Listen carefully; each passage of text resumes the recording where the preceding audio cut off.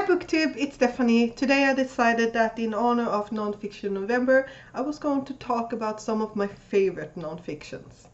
So I wanted to keep it to a pretty short list, which basically meant But yeah, so we'll see how this goes, and I have more books over there that I for some reason didn't bring here.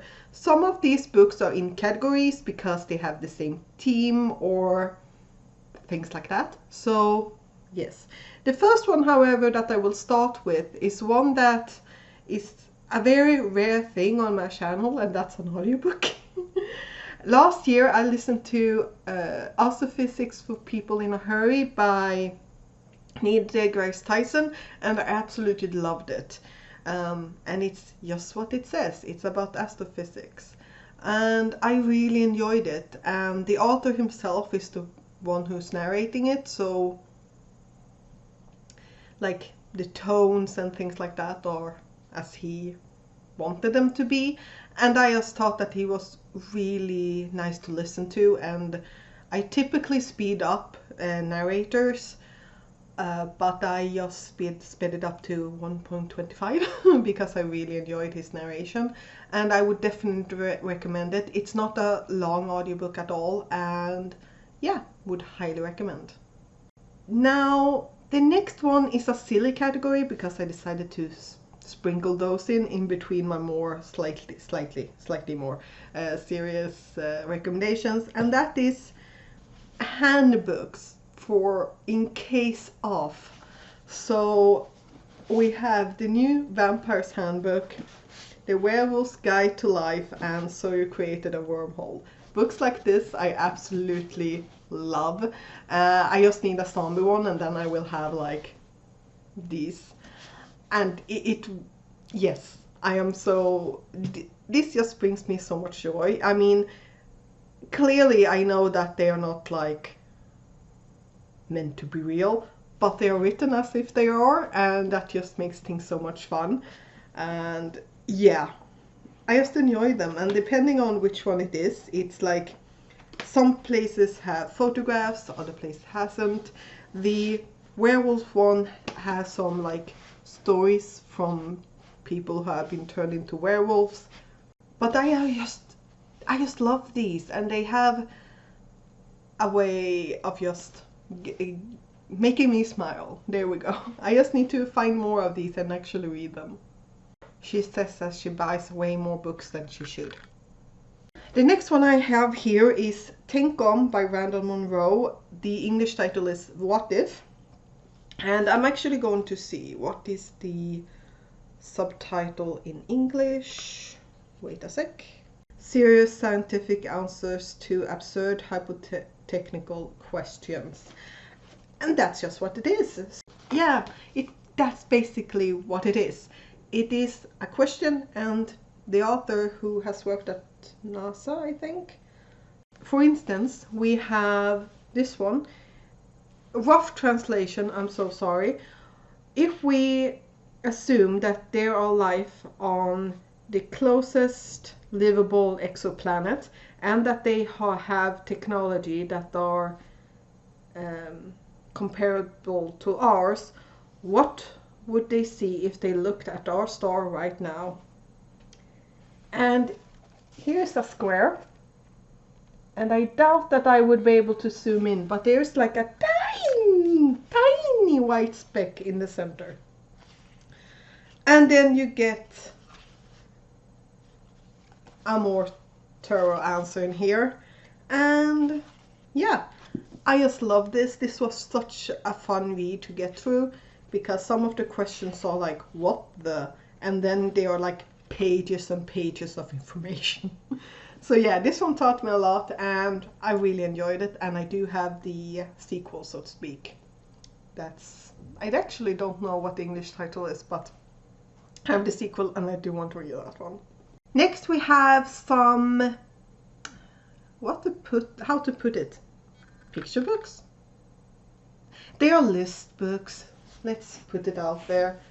And they are these. These are by Johan Egerkrantz, and they are the 3 books that he has so far published. There is one that I have pre-ordered that's coming out because it's signed, and I have gotten all of these signed. Wow. So the first one is Nordiska väsen, so Nordic creatures. Then we have Nordiska gudar, or Norse gods. And the last one, De odöda, the undead.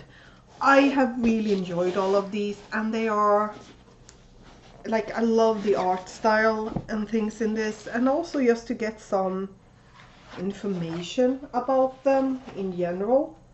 So like, I love the art style, and it reminded me of some stories that I heard in school. So like, I just really enjoy them, and these are creatures that people still believed in not that long ago here in the Nordic countries.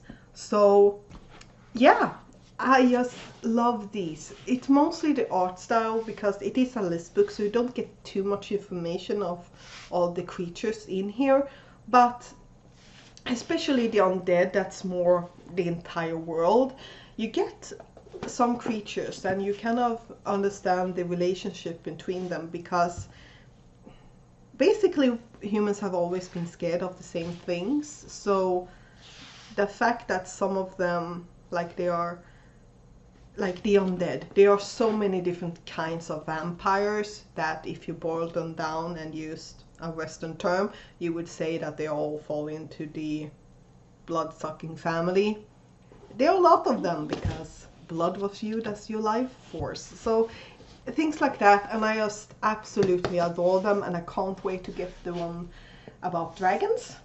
And I do know that I have more about dragons, but I absolutely adore these. And if you can get a hold of them, at least borrow it from your library or something like that. It's just, I love the art style. Basically, that's my main reason for recommending these. Then we have the last one that I have put in front of me because it's a pile in there, so I will go get that later. But the next one I have here is Vi har ingen aning, or the English title, We Have No Idea, by George Cham and Daniel Whiteson. And what this is about all the things that we don't really know. I just really enjoyed it. I had so much fun. So each chapter has a question, and then things are explained in it, and what we don't know about it. So, for instance, what does the universe consist of? What's time? What's dark material? What's dark energy? And what happened with chapter 13? How big is the universe? And things like that. And it's just, I just really enjoy them. And it was really fun because it's like, well, we don't know, but why? So it's a really good introduction if you want to know more about space, dark matter, and things like that. More heavy than Astrophysics for People in a Hurry by the Grace Tyson, but I just really had fun reading this one as well, and yeah, would definitely recommend it. And yes, I love books like this, and I have no idea why I don't have more of them. I'm literally looking over there, I'm like, why don't you have more? It makes zero sense.